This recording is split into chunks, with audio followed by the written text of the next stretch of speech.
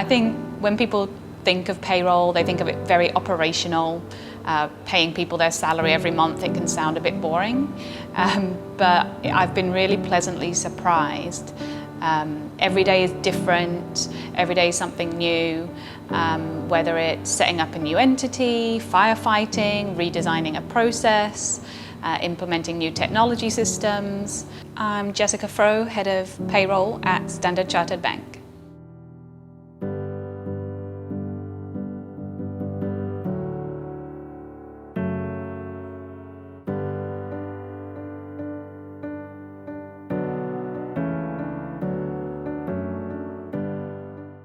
Well, I started my career at KPMG and then into EY in tax. Moved to Singapore with Ernst & Young and joined Standard Chartered here in Singapore. First of all, I joined heading up the international mobility team before moving into a more traditional reward role and then into payroll just this year.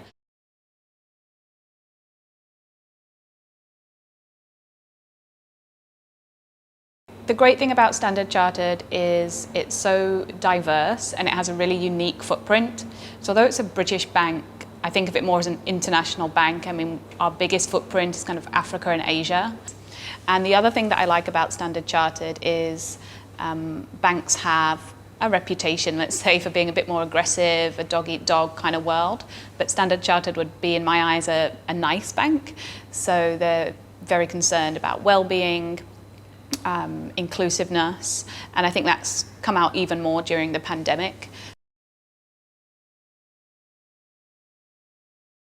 I think you get to see a lot more depth when you move in-house. So when you're a consultant, you get to see, the surface of a lot of clients, but you don't necessarily get involved in, let's say, implementation or seeing things through. We've recently started a Future of Work project, and that really came about because of feedback from employees.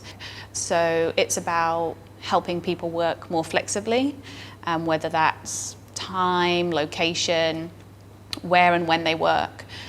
So because of COVID, I've really seen the Future of Work project accelerate.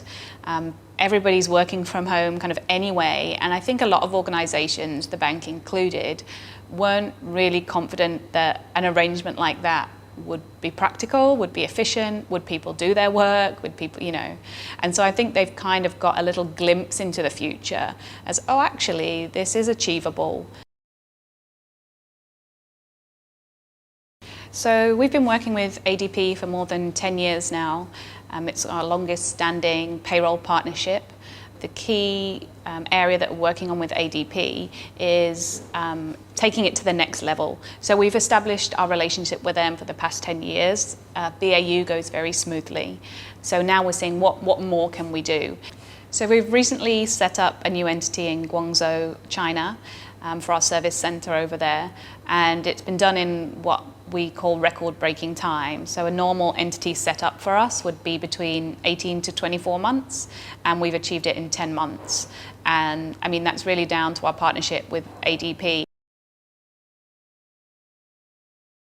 One of the other projects that Payroll's working on is SuccessFactors, our launch of SuccessFactors, our new HR system. And it's also giving us an opportunity to work with ADP and think about what we're currently doing. Are we lifting and shifting that into SuccessFactors, or is there a better way to do it? And we really appreciate it when our vendors come to us with new ideas. It really makes a difference. And I want vendors to come to us. I want ADP to bring those suggestions to us.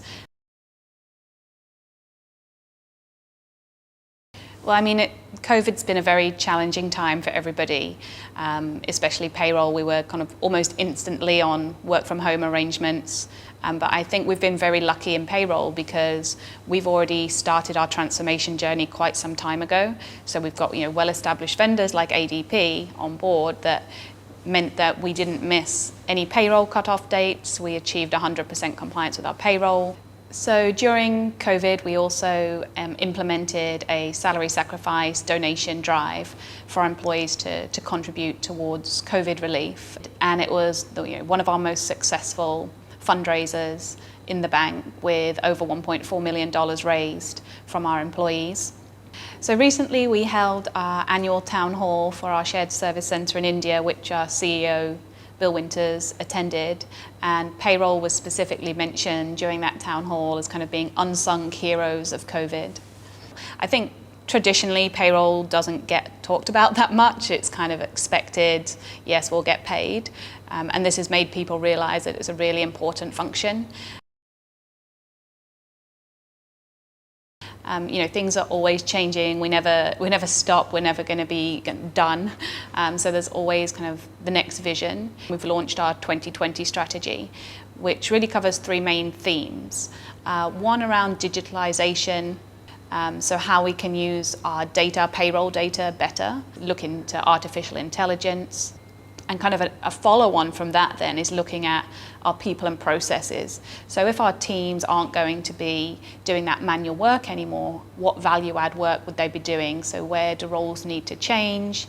Where do we need to reskill? And then the final one around centralisation and risk management. So completing the transformation journey. I guess in the next 3 to 4 years, it's pretty ambitious, maybe a little longer term than that. What I'm really aiming for is what I call full automation. So, a lot of people think this exists today, that, payroll just press a button and the payroll runs and everyone gets paid. Unfortunately, that's not how it works for us at the moment. And I really want to get closer to that, what I'd call full automation in the next, probably 3 to 7 years.